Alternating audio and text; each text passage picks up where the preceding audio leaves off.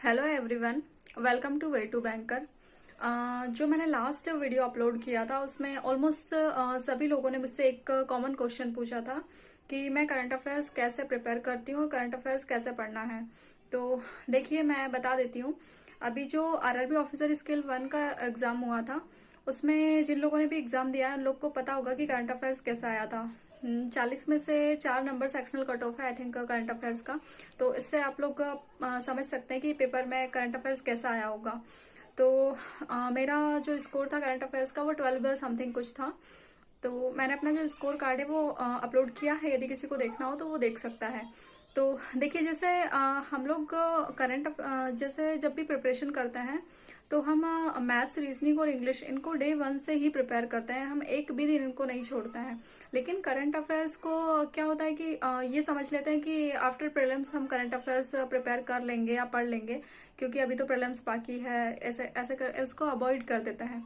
तो लेकिन last year से क्या हो रहा है, लास्ट ईयर से जो एग्जाम हो रहे हैं तो उनमें करंट अफेयर्स काफी अलग ही पूछा जा रहा है। अब ऐसा नहीं होता है कि आप पीडीएफ पढ़ लेंगे या वेस्ट 300 देख लेंगे और आपका काम हो जाएगा, ऐसा बिल्कुल भी नहीं होगा। इतने में स्कोर करना तो दूर की बात है, आप सेक्शनल भी क्वालिफाई नहीं कर पाएंगे। तो इसके लिए करंट अफेयर्स को आपको डे 1 से ही प्रिपेयर करना है। बहुत ज़्यादा टाइम नहीं देना है, लेकिन हर दिन आपको 40 से 45 मिनट तो करंट अफेयर्स को देना पड़ेगा। जैसे कि मैं क्या करती हूँ, मैं 2 सोर्स फॉलो करती हूँ। एक तो स्टडी आईक्यू के जो गौरव गर्ग सर के वीडियोस होते हैं, वहाँ से मैं डेली बेसिस के जो करंट अफेयर्स होते हैं वो देख लेती हूँ। और इसके अलावा मैं जो अफेयर्स क्लाउड की पीडीएफ आती है, मंथली पीडीएफ होती हैं वो, जो बैंकिंग और फाइनेंशियल अवेयरनेस वाली अलग से आती है वो वाली पढ़ लेती हूँ। तो उसमें से मैं क्या करती हूँ, जो मुझे लगता है कि ज़्यादा इंपॉर्टेंट है उन चीज़ों को मैं एक नोट्स बना लेती हूँ, कॉपी में लिख लेती हूँ। और नोट्स कैसे बनाना है, उसमें आपको डे वाइज डालना है। जैसे 1 अक्टूबर का लिख रहे हैं तो आपको 1 अक्टूबर लिख के और फिर उसके करंट अफेयर्स लिखना है।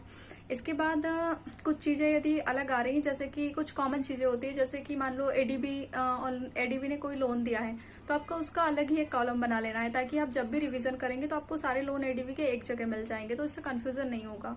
इसके बाद जैसे कोई बुक्स हैं तो बुक्स का आप एक अलग कॉलम बना लो, ताकि जो भी कोई नई बुक आए आप उसको वहां नोट कर दो, ताकि जब आप रिवीजन करेंगे एग्जाम के टाइम में तो आपको कोई भी प्रॉब्लम नहीं होगी और ना ही कंफ्यूजन होगा। ऐसे आपको रोज रोज प्रिपेयर करना है और ऐसे ही नोट्स बनाना है। 2 सोर्स कोई भी आप फॉलो कर सकते हैं, जो भी आपको सही लगे। और फिर इसके बाद जैसे जब आपका 7 दिन का करंट अफेयर्स कंप्लीट हो गया तो फिर आपको उसको रिवीजन करना है। और इसके साथ साथ आपको उसकी कुछ क्विजेज करनी है। मतलब जितना ज़्यादा पॉसिबल हो पाए मल्टीपल टाइम्स आपको रिवीजन करना ही पड़ेगा करंट अफेयर्स का। तो आपको जैसे कि बहुत सारे ऐप्स हैं, जैसे प्रैक्टिस मोक है, अफेयर्स क्लाउड का तो अलग से ही करंट अफेयर्स का एक पूरा वो है, और ऑलिव बोर्ड है, अड्डा है। तो इन सभी में करंट अफेयर्स की क्विजेज होती हैं, वीकली भी होती हैं और डे वाइज भी होती हैं। तो आप जैसे भी चाहें उनको उनको लगा लें, जब भी फ्री टाइम मिले तो आप उन क्विजेज को लगा लो। जितना भी पॉसिबल हो आपको बस मल्टीपल टाइम्स रिवीजन करना है, इसके अलावा कुछ भी नहीं करना है। क्योंकि मैंने कभी भी कोई पीडीएफ से करंट अफेयर्स नहीं पढ़ा और मेरा करंट अफेयर्स में थोड़ा सा ठीक ठाक स्कोर आ जाता है। पहले मैं भी काफ़ी डरती थी करंट अफेयर्स से, लेकिन जब मैंने ऐसे पढ़ना स्टार्ट किया तो अभी मुझे काफ़ी अच्छा लगता है। और कभी भी करंट अफेयर्स को ये सोच के नहीं पढ़ना है कि सिर्फ 40 नंबर का तो आने वाला है अगले एग्जाम में। हम सिर्फ एक एग्जाम के लिए प्रिपेयर नहीं कर रहे हैं। यदि हम मोटा मोटा देखें तो आईबीपीएस के ही 6 एग्जाम्स होते हैं, तो हर एग्जाम में यदि 40-40 क्वेश्चन तो 240 क्वेश्चन हो गए। तो आप 240 क्वेश्चंस के लिए प्रिपेयर कर रहे हैं तो फिर मेहनत तो करनी पड़ेगी ना। उतना हम मैथ्स रीजनिंग में भी करते हैं, तो करंट अफेयर्स को क्यों अवॉइड करना है। और जैसे कि आरआरबी में तो कंपोजिट टाइम होता है तो हम अपने हिसाब से पेपर को अटेम्प्ट कर सकते हैं, लेकिन बाकी ऑलमोस्ट सारे एग्जाम्स में सबसे फर्स्ट सेक्शन जो होता है करंट अफेयर्स होता है। और आपका यदि फर्स्ट सेक्शन ही अच्छा नहीं जाएगा तो फिर बाकी पेपर में तो कॉन्फिडेंस कम हो जाएगा ना। इसलिए आप करंट अफेयर्स को बिल्कुल भी हल्के में नहीं लेना है कि जब आफ्टर प्रीलिम्स हम प्रिपेयर कर लेंगे या पीडीएफ से पढ़ लेंगे। ये होना चाहिए कि जब आपका प्रीलिम्स हो रहा तब तक आपका कम से कम 2 बार तो करंट अफेयर्स उस डेट तक का हो गया हो। फिर आपके पास जो नया बचेगा अगले महीने का वो आप एग्जाम टाइम में पढ़ सकते हैं, 1 महीने का करंट अफेयर्स। तो जब भी एग्जाम होता है तो उस टाइम तक लगभग मेरा 4 बार करंट अफेयर्स रिवीजन हो चुका होता है। तो आपको एटलीस्ट मिनिमम 4 बार तो रिवीजन करना ही है करंट अफेयर्स। ये 4 बार मैं मिनिमम बोल रही हूँ, इसके अलावा भी आप चाहे तो 5 बार 6 बार जितना भी हो पाए कर सकते हैं। यदि आप डेली बेसिस पे नोट्स बनाते हैं और फिर प्रिपेयर करते हैं तो फिर आपको रिवीजन करने में बिल्कुल भी टाइम नहीं लगेगा, क्योंकि सारी चीज़ें आप पहले एक बार उनमें बहुत सारा अपना टाइम इन्वेस्ट कर चुके हैं।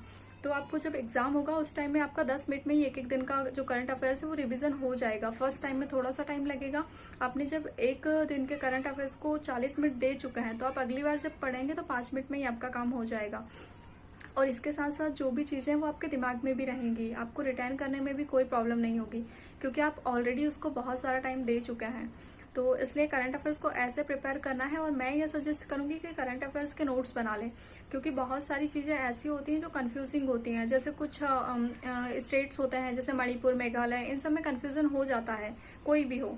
तो फिर आपको इनके लिए थोड़ा सा एक अलग से इनके लिए एक पेज बना के और इनको अलग मेंशन कर दो इन सारी चीज़ों को, ताकि कंफ्यूजन हो ही नहीं। ऐसे प्रिपेयर करना है। अब जैसे कि इस वाले जो आरआरबी ऑफिसर स्केल 1 का एग्जाम हुआ था उसके लिए मैं ऑलमोस्ट जनवरी फरवरी से ही पढ़ा हुआ था मेरा करंट अफेयर्स, लेकिन पेपर में वैसा कुछ आया नहीं था। नहीं तो मैं बजट भी, इकोनॉमिक सर्वे और भी जितनी जितनी चीज़ें होती है वो सारी मैं प्रिपेयर करके गई थी। लेकिन फिर भी ठीक है, एक एग्जाम में नहीं आया, लेकिन बाकी के लिए तो हमें प्रिपेयर रहना ही है ना। तो कभी भी ये समझ के नहीं पढ़ना है करंट अफेयर्स कि अभी जैसे मेरा एसबीआई पीओ का एग्जाम आ रहा है तो मुझे एसबीआई पीओ के लिए पढ़ना है, 40 क्वेश्चन आएंगे या 50 क्वेश्चन आएंगे। आपको तो आने वाले हर एग्जाम के लिए पढ़ना है, और जहाँ बहुत सारे क्वेश्चंस आने वाले हैं, लगभग मोटा मोटा देखो तो 240-250 क्वेश्चन आएंगे। तो 250 क्वेश्चन के लिए 250 नंबर होते हैं, तो इतनी मेहनत तो बनती है, फिर करना ही पड़ेगा। क्योंकि उतनी ही मेहनत हमें मैथ्स करने में कितना टाइम लगता है, यदि मैथ्स का क्वेश्चन करोगे तो एक क्वेश्चन करने में 2-2, 3-3 मिनट लग जाता है, इवन और ज़्यादा भी लग जाता है। तो करंट अफेयर्स तो सिर्फ पढ़ के और आपको एक क्लिक ही करनी है, तो इसलिए थोड़ा सा टाइम इन्वेस्ट करना बनता है करंट अफेयर्स में। वो टाइम वेस्ट नहीं हो रहा है, उसको कभी ये मत समझना कि मैंने आज 1 घंटे करंट अफेयर्स पढ़ा तो इतना टाइम मेरा वेस्ट हो गया। बेस्ट नहीं हुआ, वो आपने इन्वेस्ट किया है, वो आगे आपको कुछ अच्छा ही दे के जाएगा। तो आपको ऐसे ही प्रिपेयर करना है करंट अफेयर्स को। तो यदि ऐसे पढ़ेंगे तो आपको कॉन्फिडेंस भी ज़्यादा आएगा, और इसी के साथ साथ आपको इंटरेस्ट आएगा पढ़ने में, बहुत ज़्यादा इंटरेस्ट भी आएगा। क्योंकि एक टाइम में मैं भी करंट अफेयर्स को ऐसे ही सिरदर्द टाइप से समझती थी, लेकिन अब मुझे करंट अफेयर्स पढ़ना अच्छा भी लगता है और बहुत इंटरेस्ट भी आता है, इंटरेस्ट के साथ पढ़ती हूँ मैं। तो आप भी कोई भी 2 सोर्स फॉलो कर सकते हैं जो भी आपको सही लगे, और ऐसे थोड़ा सा नोट्स बना के पढ़ेंगे तो काफ़ी अच्छा रहेगा। तो थैंक यू एवरीवन।